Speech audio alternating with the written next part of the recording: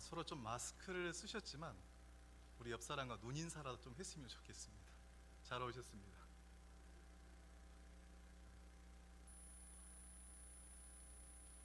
오히려 그 말보다 눈에 더 진심이 담겨 있는 겁니다. 예수님의 생애를 기록한 성경을 복음서라고 이야기를 합니다. 예수님의 탄생부터 또 그분의 가르침과 또 그분의 사역들, 그리고 그분의 죽음과 부활을 담고 있는 것이 복음서인 거죠. 복음서는 총 4권으로 되어 있습니다. 마태복음, 마가복음, 누가복음을 공관복음서라고 합니다. 예수님을 굉장히 비슷한 관점으로 보기 때문에 공관복음서라고 하는 거죠.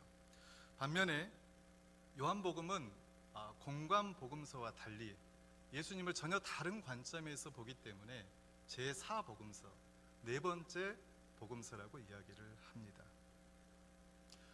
이때 하나의 의문이 생기죠. 예수님의 생애를 기록한 성경이 복음서라면 하나의 복음서만으로도 충분할 것 같은데 왜 4개의 복음서가 이 성경 안에 수록이 되어 있을까요? 사실 4개의 복음서가 다 예수님의 생애를 기록하고 있지만 저마다 예수님을 바라보는 관점이 다르기 때문입니다. 마태복음은 예수님을 율법의 완성자로 소개를 하고 있습니다. 마가복음은 예수님을 고난당하시는 하나님의 아들로 소개를 하고 있죠. 누가복음은 예수님을 가난한 자, 세리와 죄인들, 여성들, 이방인들과 같이 사회적 약자들에게 사랑을 쏟는 분으로 소개를 하고 있습니다. 요한복음은 예수님을 당대의 최고의 이성인 로고스, 즉 말씀으로 소개하시면서 그 예수님이 창세 전에 선재하신 하나님으로 소개를 하고 있습니다. 이처럼 복음서마다 동일한 예수님을 이야기하지만 예수님을 보는 관점이 서로 다른 거죠. 그러면 이 4복음서 중에 어느 복음서가 진짜 예수님을 소개하는 복음서일까요? 이 질문은 사실 틀렸습니다. 왜냐하면 4복음서는 우리에게 어느 복음서가 진짜 예수님을 소개하고 있는지를 말씀하고 있지 않기 때문입니다. 오히려 4복음서는 예수님과 예수님의 가르침을 보는 관점을 더 풍성하게 해주고 있습니다. 이 성경 안에 4개의 복음서가 존재하는 이유는 예수님을 더 풍성하게 보여주기 위해서입니다. 그래서 우리가 예수님을 제대로 알려면 4개의 복음서를 다 읽어야 되고 4개의 복음서를 다 공부하셔야 됩니다. 그렇게 해야 진짜 예수님에게 더 가까이 다가갈 수 있기 때문입니다. 그렇지 않고 우리가 마태복음만 읽는다면, 마가복음만 읽는다면, 누가복음만 읽는다면, 요한복음만 읽는다면 예수님을 일부분만 알게 된다는 거죠. 그런데 4개의 복음서가 이 예수님의 다양한 얼굴을 그리고 있듯이 이 성경은 하나님의 나라도 하나의 얼굴이 아닌 다양한 얼굴로 그리고 있다는 거예요. 이것은 이 하나님의 나라가 하나의 관점이 아니라 다양한 관점에서 이야기되고 있다는 뜻입니다. 우리가 신앙생활하면서 하나님의 나라가 다양한 얼굴을 가지고 있다는 것을 아는 것은 굉장히 중요합니다.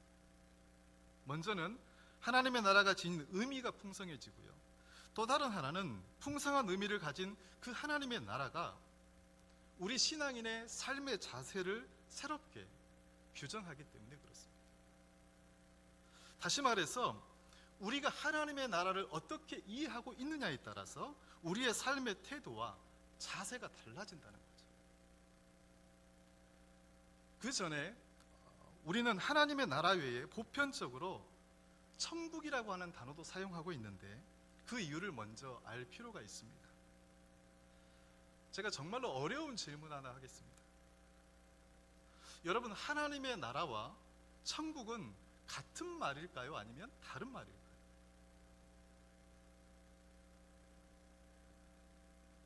진짜 어려워하시네요. 하나님의 나라와 천국은 같은 말일까요? 아니면 다른 말일까요? 같은 의미라면 하나만 사용하지 왜 2 단어를 함께 사용하고 있을까요? 그 이유가 있습니다. 이 천국이라고 하는 개념은 마태가 사용하고 있는 개념입니다. 마태는 유대인 출신입니다. 이 마태복음은 유대인 독자들을 위해서 본래 기록이 되어 있습니다. 당시 유대인들은 굉장히 보수적인 신앙을 가지고 있었는데 거룩하신 하나님의 이름을 함부로 부르지 못했어요.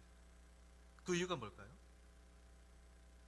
십계명에 하나님께서 내 이름을 망령되이 일컫지 말라고 하셨기 때문입니다.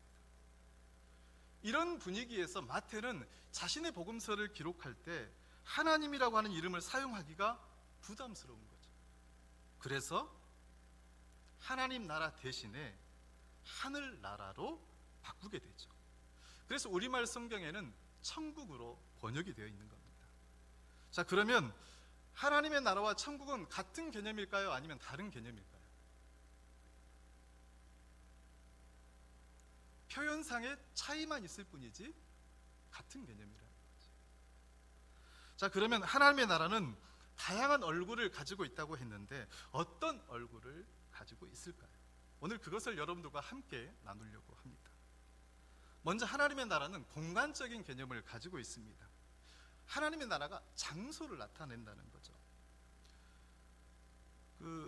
요한복음 13장부터 17장까지를 예수님의 고별 설교라고 합니다.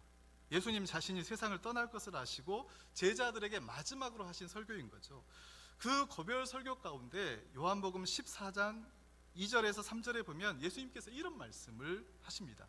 한번 같이 읽어보겠습니다. 시작.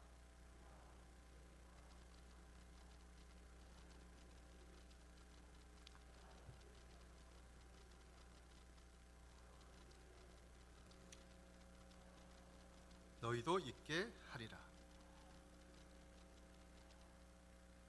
여기서 이 집이라고 하는 것은 이 헬라어로 이 오이키아라고 하는데 그 여행할 때 잠시 머무르는 그런 임시 초소가 아니라 계속해서 머물면서 쉴 수 있는 거주지를 말합니다. 예수님은 이 하나님의 나라를 오이키아라고 하신 거죠. 거기에다 예수님은 제자들을 위해서 거처를 예비한다고 하셨는데 그 거처라고 하는 것은 모나이라고 하는데 큰 저택을 의미합니다. 그리고 예수님은 나 있는 곳에 너희도 있을 것이라고 말씀을 하셨습니다. 예수님께서 이처럼 하신 말씀의 그 뉘앙스를 보면 분명 우리가 살고 있는 이곳과 구별되는 또 다른 초월적 공간, 또 다른 초월적 장소를 나타내고 있다는 거죠. 그래서 우리는 하나님 나라에 들어간다, 천국에 간다라는 표현을 사용하고 있는 겁니다. 누가복음 16장에 보면 부자와 나사로의 이야기가 나오죠. 우리가 잘 알고 있는 내용입니다. 부자와 가난한 나사로가 있었는데 둘 다 죽었습니다. 나사로는 아브라함의 품으로 옮겨가고 부자는 지옥에서 고통을 당하게 됩니다. 이 지옥에서 고통을 당하는 부자가 아브라함에게 한 가지 부탁을 하게 되죠. 나에게 형제 5이 있는데 제발 나사로를 내 아버지 집에 보내서 그들만큼은 이 고통스러운 곳에 오지 않게 해달라고 부탁을 하게 됩니다. 그런데 이 아브라함과 이 부자의 대화를 보면 사람이 죽기 전에 사는 세상이 있고 죽은 후에 가는 세상이 따로 있다는 거예요. 그리고 세상을 떠난 나사로가 간 아브라함 품도 하나님 나라에 대한 은유적인 표현입니다. 그렇다고 한다면 우리가 사는 이 세상은 우리 삶의 전부일 수가 없다는 거죠. 잠깐 머무는 곳이 됩니다. 이러한 실존 때문에 성경은 우리를 나그네라고 부르는 겁니다.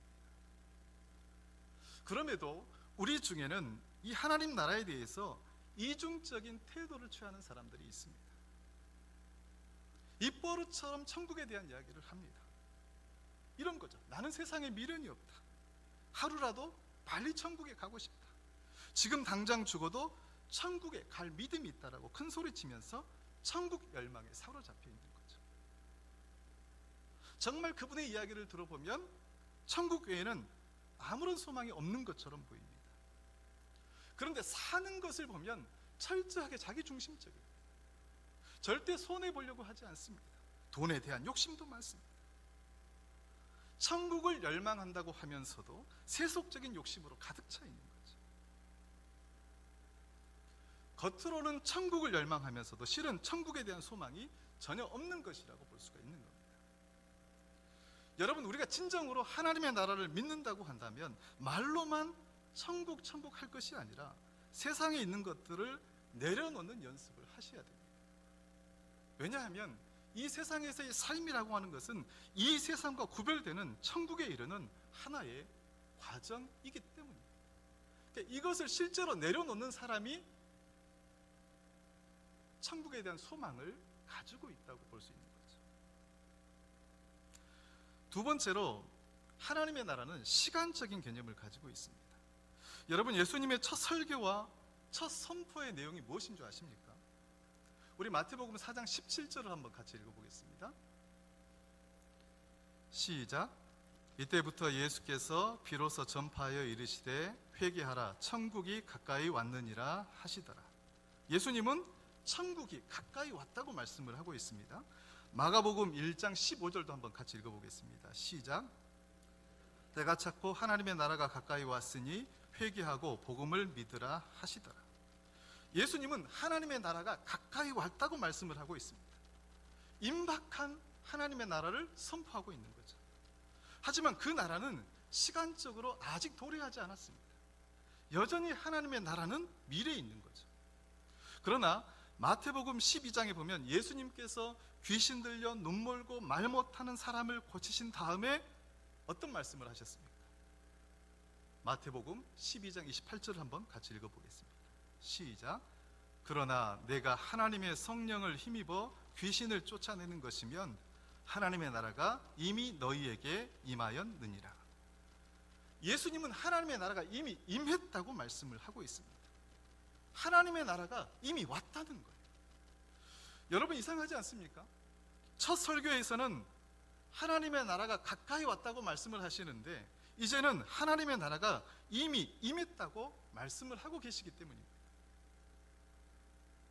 여러분, 우리는 서로 모순처럼 보이는 이 말씀들을 어떻게 이해해야 할까요? 둘 중에 하나를 선택하고 하나를 버려야 할까요? 그렇지 않습니다. 여러분, 하나님의 말씀이 서로 모순일 수는 없습니다.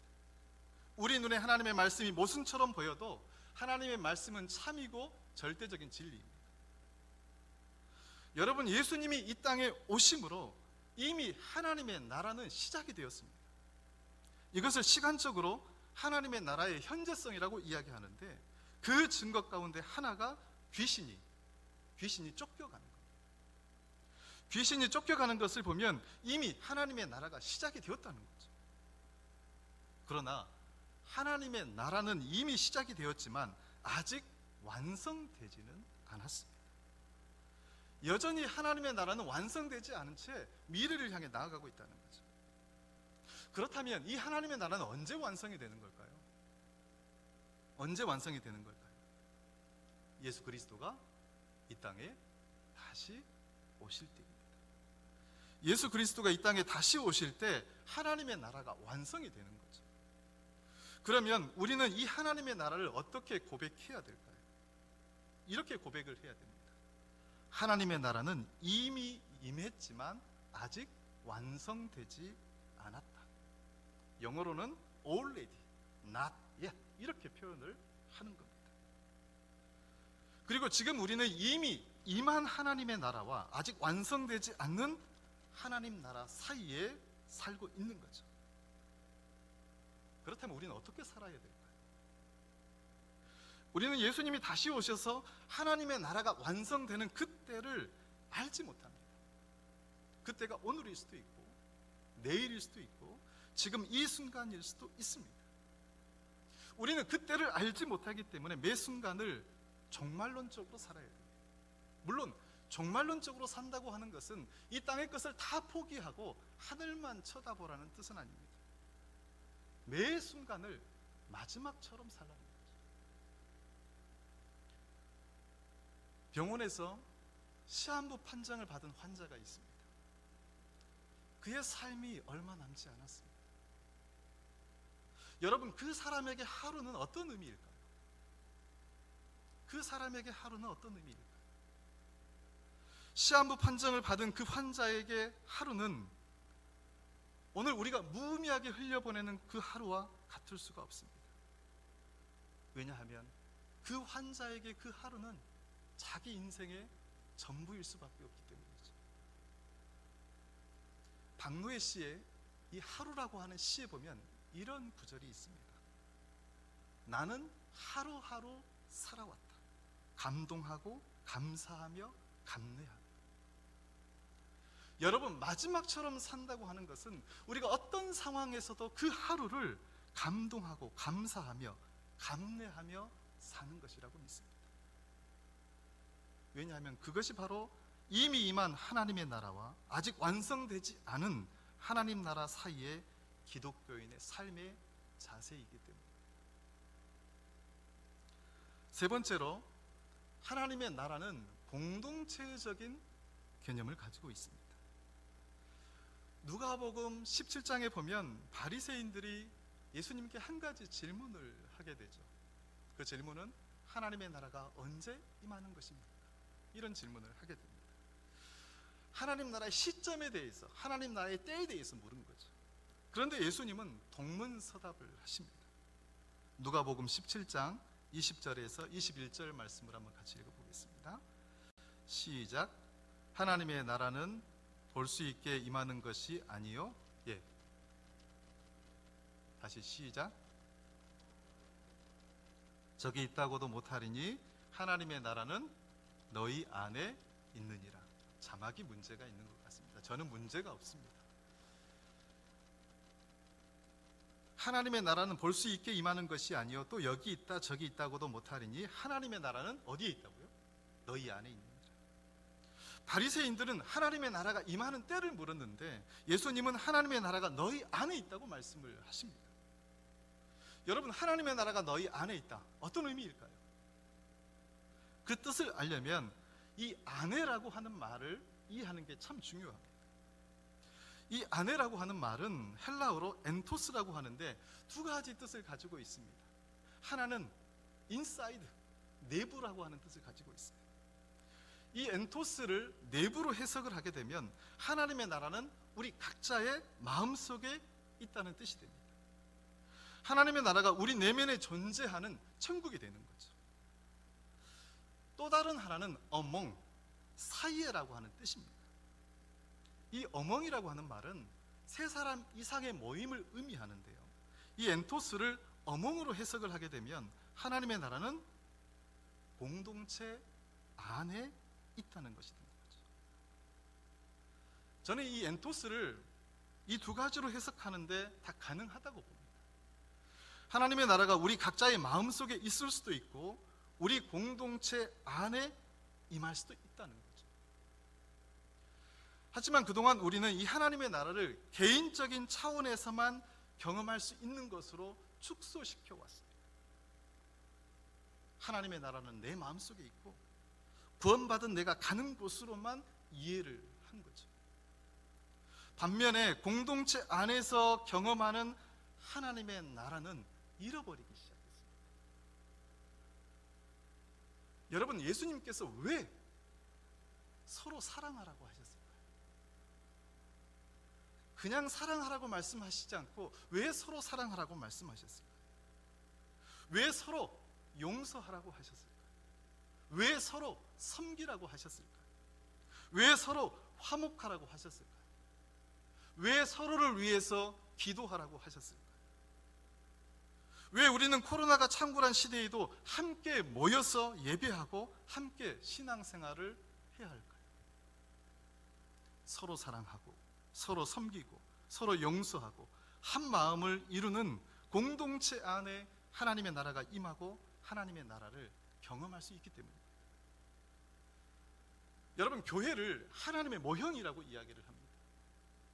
외관이 닮아서 모형이라고 하는 게 아니라 하나님의 나라가 교회라고 하는 공동체 안에서 경험될 수 있기 때문입니다. 우리는 이 교회 공동체 안에서 하나님의 나라를 경험할 수 있어야 됩니다. 여러분, 우리가 사는 세상을 한번 보십시오. 매일매일 생존을 다투는 정글 같습니다. 얼마나 치열하고 얼마나 냉혹합니까? 그 안에서 얼마나 많은 상처들을 받습니까?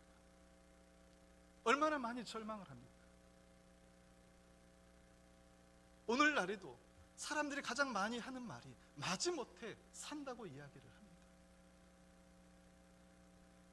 더 살고 싶은데 살고 싶지 않은 거죠. 이게 우리의 사회라는 겁니다. 그러나 우리가 교회만 오면 평화를 누리고 사랑을 경험하고 서로 간에 연민과 따뜻함이 있는 하나님의 나라를 경험할 수 있어야 된다는 거죠.